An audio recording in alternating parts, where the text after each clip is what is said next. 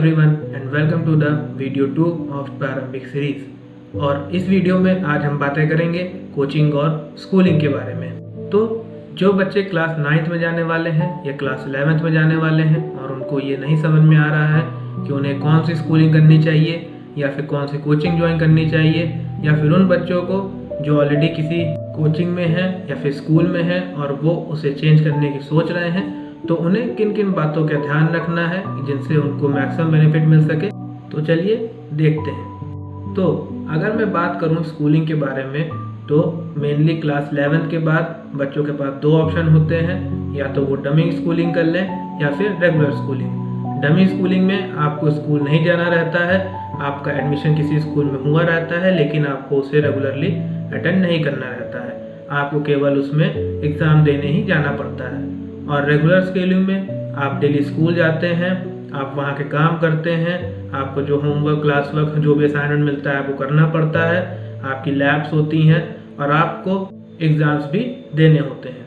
तो अगर आप इस समय किसी ऐसे स्कूल में हैं जहाँ पर जाने से आपकी प्रिपरेशन में आपको प्रॉफिट मिल रहा है, जैसे या आपके स्कूल जाने से आपको बोर्ड में प्रिपरेशन में हेल्प मिल रही है, या वहाँ के टीचर्स अच्छे हैं जो आपके डाउट सॉल्व कर सकते हैं, या कोई भी ऐसी चीज़ जिससे आपके प्रिपरेशन में आपको हेल्प मिलती है, तो मैं रिकमेंड करूँगा कि आप स्कूल को ना छोड़ें, उसे कंटिन्यू ही रखें। और अगर आप उसे छोड़ना चाहते हैं तो एक बात का ध्यान रखें कि डमी स्कूल में आपको कोई प्रॉफिट नहीं मिलता है।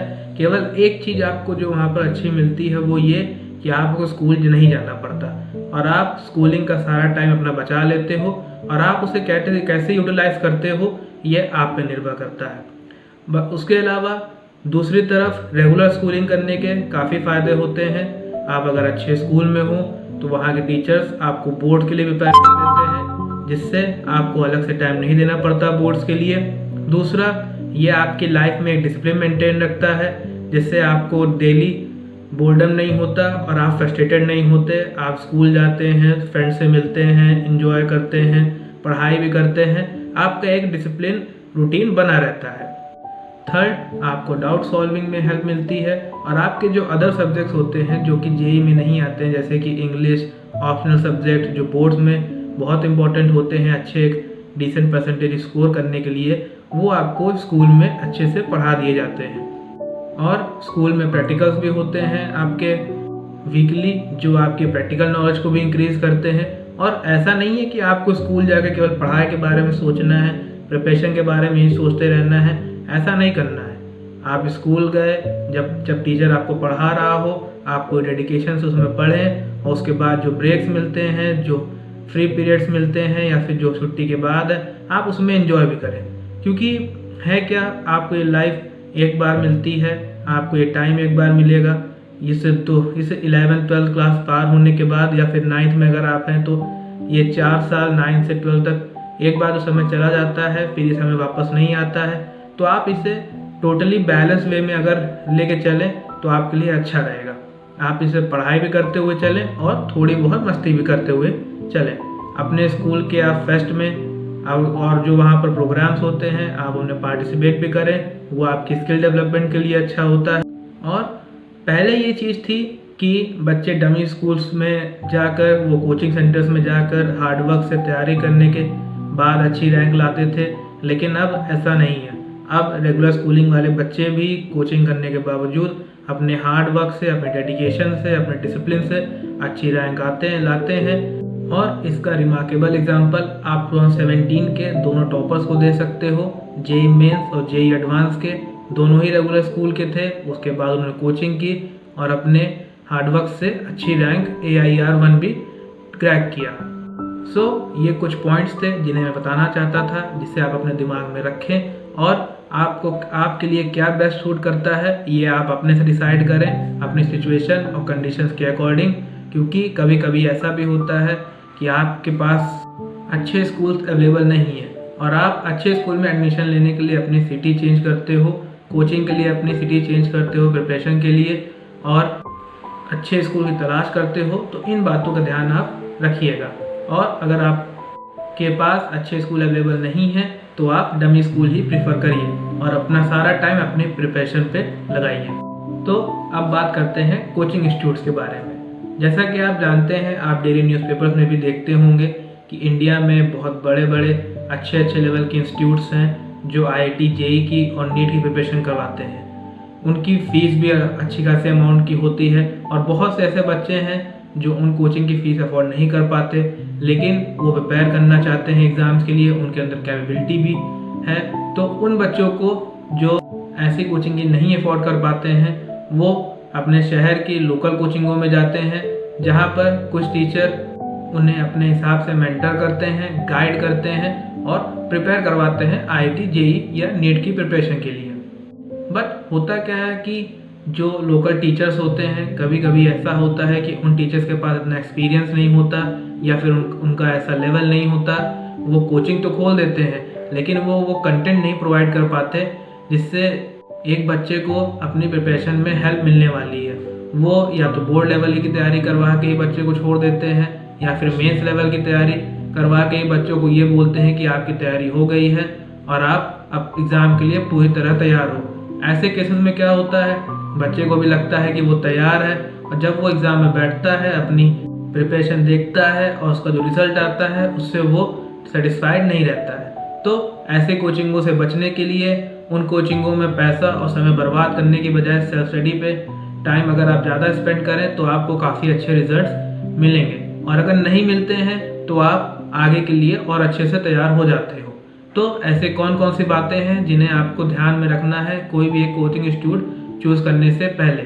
फर्स्ट, आप जो भी कोचिंग इंस्टीट्यूट चूज़ करने जा रहे हो वहाँ पर आप इस बात का ज़रूर ध्यान रखें कि वहाँ का जो बैच है वो लेस क्राउडेड हो, मतलब वहाँ एक बैच में बहुत ज़्यादा बच्चे ना हो, क्योंकि ऐसे बहुत से कोचिंग इंस्टीट्यूट्स हैं जहाँ एक बैच में 100 से 200 से बच्चे होते हैं। ऐसे कोचिंग इंस्टीट्यूट में आप एकदम पीछे बैठे रहते हो, टीचर आपको आगे पढ़ाता रहता है, आप केवल नोट्स बनाते हो, आपको समझ में कुछ नहीं आता, आप डाउट भी नहीं पूछ पाते हो। तो ऐसी कोचिंग का आपको कोई फ़ायदा नहीं मिलता है। तो कोशिश करें कि आपको कोई ऐसी कोचिंग मिले जहाँ पर छोटे बैच हों, 50 to 60 बच्चों का बैच अच्छा है, ठीक है, कोई दिक्कत नहीं उसमें भी, लेकिन उससे ज़्यादा ना हो। सेकेंड थिंग, आप इस बात का ध्यान रखें कि उस कोचिंग के जो टीचर्स हैं जो आपको पढ़ाने वाले हैं वो परमानेंट हो। ऐसा ना हो कि आपने कोई कोचिंग ज्वाइन की, आप पढ़ना स्टार्ट करते हो और ईयर के हाफ में ऐसा होता है कि वो टीचर कोचिंग छोड़ के चला जाता है या फिर टीचर चेंज हो जाता है। इससे आपका काफ़ी टाइम लॉस होगा, और जो चेंज के दौरान जो चीज़ें बदल जाती हैं उसको भी आपको कॉप अप करने में टाइम लगेगा और आपकी प्रिपरेशन में एक डिस्टर्बेंस क्रिएट हो जाती है। तो कोशिश करें कि ऐसे कोचिंग हो जहाँ के टीचर्स परमानेंट हों, या फिर वो कोचिंग ही उस टीचर की हो और उनके पास अच्छा खासा एक्सपीरियंस हो बच्चों को पढ़ाने का, या फिर IIT JEE के प्रिपरेशन करवाने का, या फिर नीट करवाने का एक अच्छा एक्सपीरियंस हो। और हो सके तो ये भी देखें कि वहाँ पर से ऑलरेडी कितने बच्चों ने क्वालिफाई किया है। बहुत अच्छी रैंक नहीं, थोड़ी बहुत ही क्रैक भी किया है, कट ऑफ भी पार की है, एक एवरेज लेवल पे भी है, तो वो भी आपके लिए अच्छी है। थर्ड थिंग, आप ये देखें कि आपकी कोचिंग में, आप जिस कोचिंग को चूज़ करने जा रहे हैं वहाँ पर आपको किस लेवल तक की चीज़ें पढ़ाई जाती हैं। इसे चेक करने के लिए आप एडवांस लेवल की कोई भी बुक ले उठा सकते हैं, उसमें से आप क्वेश्चन देखें किसी भी चैप्टर का जो आपकी कोचिंग में चल रहा हो। जब आप किसी कोचिंग में ट्रायल करने जाएं तो वहाँ के टीचर से उससे रिलेटेड सवाल पूछें एडवांस लेवल के। अगर वो टीचर उस लेवल चीज़ें आपको बता देता है और उनकी चीज़ें उस लेवल पे मैच करती हैं, तब आप ऐसे कोचिंगों को प्रिफ़र करें। और जो कोचिंग आप प्रिफ़र कर रहे हैं वो ऑलरेडी काफ़ी समय से चल रही होंगी, तो आप कहीं ना कहीं कोशिश कर सकते हैं कि उनके नोट्स आपको पहले से मिल जाएं। अगर आप नोट्स देख के ये अंदाज़ा लगा सकते हैं कि ये कोचिंग किस लेवल तक की कंटेंट प्रोवाइड करती है। फोर्थ थिंग इज, वहाँ पर आपके इवैल्यूएशन के लिए आपके जो वीकली जो मंथली आप प्रिपेयर कर रहे हो उसको टेस्ट करने के लिए प्रॉपर टेस्ट सीरीज हो, एग्ज़ाम्स हो, चाहे महीने में एक बार या हफ्ते में एक बार या फिर मिड ईयर में, जैसे भी हो, वहाँ पर एक प्रॉपर टेस्ट सीरीज होनी चाहिए जिससे आपको अपनी प्रिपरेशन की डेप्थ आपको पता चलती रहेगी और आप अपने आप को इम्प्रूव कर सकोगे। फिफ्थ थिंग इज, आपके प्रॉपर डाउट सॉल्विंग के लिए वहाँ पर कोई एक सिस्टम होना चाहिए। ऐसा नहीं है कि आप किसी कोचिंग में डेली जा रहे हो, 2 घंटे बैठ रहे हो, नोट्स बना रहे हो और आप चले आ रहे हो, कुछ सॉल्व कर रहे हो, आपको डाउट्स क्रिएट हो रहे हैं लेकिन आप उन्हें क्लियर नहीं कर पा रहे हो, तो ऐसी कोचिंग चूज़ करें जहाँ का टीचर आपको डाउट सॉल्विंग में हेल्प कर सके, आपको चीज़ें बता सके जो आपको ना समझ में आई हो। उसके अलावा संडेज़ को या फिर वीकेंड्स पे या फिर हॉलीडेज़ के दिन आपको रिवीजन भी करवा सके, या फिर सिलेबस ख़त्म होने के बाद आपका रिवीजन भी करवा सके। रिवीजन अगर ना भी करवाए तब भी ठीक है, लेकिन डाउट सॉल्विंग बहुत इंपॉर्टेंट है, ये ज़रूर होना चाहिए उस कोचिंग में कि वो प्रॉपर डाउट सॉल्विंग कर सके आपकी। 6th thing is time feasible. आप जो कोचिंग ज्वाइन कर रहे हैं वो आपके लिए टाइम फिजिबल होनी चाहिए। टाइम फिजिबल का क्या मतलब है? सपोज आप 2 बजे स्कूल से आते हो, आप किसी स्कूल में अगर हो तो, और आप रेस्ट करते हो 1 घंटा 2 घंटा, उसके बाद आप कोचिंग निकल जाते हो और वो कोचिंग टाइम फिजिबल नहीं है। आप वहाँ पढ़ाई करते हो, ऐसा भी हो सकता है कि एक दिन में आपकी 4 घंटे क्लासेस चल रही हैं, अगले दिन आपकी बिल्कुल क्लासेस नहीं हो रही हैं, आप 9 बजे तक वहीं फंसे हुए हो, उसके बाद आप घर आते हो, डिनर करते हो और सो जाते हो। इससे आपको अपनी सेल्फ स्टडी के लिए और डेली रूटीन आपका नहीं बन पाएगा, जिससे आपके प्रिपरेशन में काफ़ी इफेक्ट पड़ेगा। तो ऐसा ज़रूर देखें कि आपकी जो कोचिंग हो वो फिक्स टाइम पे चलती हो और वीकली वो जितने दिन चलती हो, चाहे मंडे ट्यूसडे वेडनेसडे या फिर थर्सडे ट्यूसडे सैटरडे, जो भी उसका पैटर्न हो, जैसे भी चलती हो, वो फिक्स टाइम के लिए चलती हो और उसमें अननेसेसरी हॉलीडेज नहीं होती हो। 7th point is material. Coaching institutes आजकल की मैक्सिमम हर कोचिंग आपको कोचिंग मटेरियल प्रोवाइड कराती है। अगर ये कोई इंस्टीट्यूट नहीं भी करवा पा रही है प्रोवाइड और बाकी पॉइंट्स उसके अंदर उस कोचिंग में है, तो आप ऐसी कोचिंग ज्वाइन कर सकते हैं, बिकॉज मटेरियल आजकल आपको हर जगह मिल जाएगा, इंटरनेट पे भी, सेकेंड हैंड भी, आप किसी से ले भी सकते हो, तो वो इतना बड़ा इशू नहीं है। बट 2 चीज़ें, एक अच्छी फैकल्टी, अच्छे टीचर्स, दूसरा टाइम फिजिबिलिटी, ये दोनों चीज़ें उस कोचिंग में ज़रूर होनी चाहिए। और तीसरी चीज़, अच्छे लेवल का कंटेंट, जेईई एडवांस तक के क्वेश्चन आपको सॉल्व करवाने चाहिए उस कोचिंग में, वो टीचर आपको उस लेवल तक की तैयारी करवाए, इस बात का आप ज़रूर ध्यान रखें।